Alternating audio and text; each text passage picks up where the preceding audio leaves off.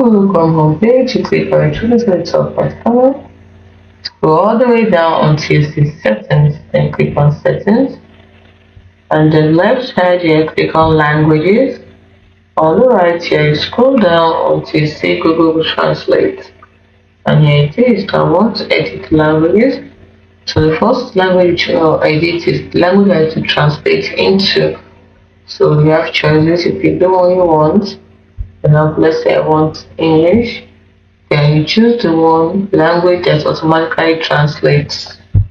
So now once this language to automatically translate it into English.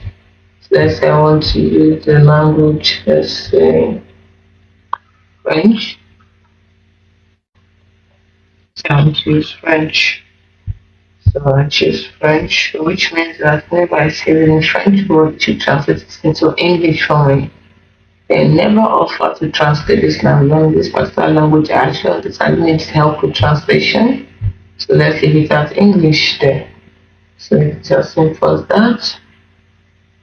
Hope you found it helpful. Do not forget to like and subscribe.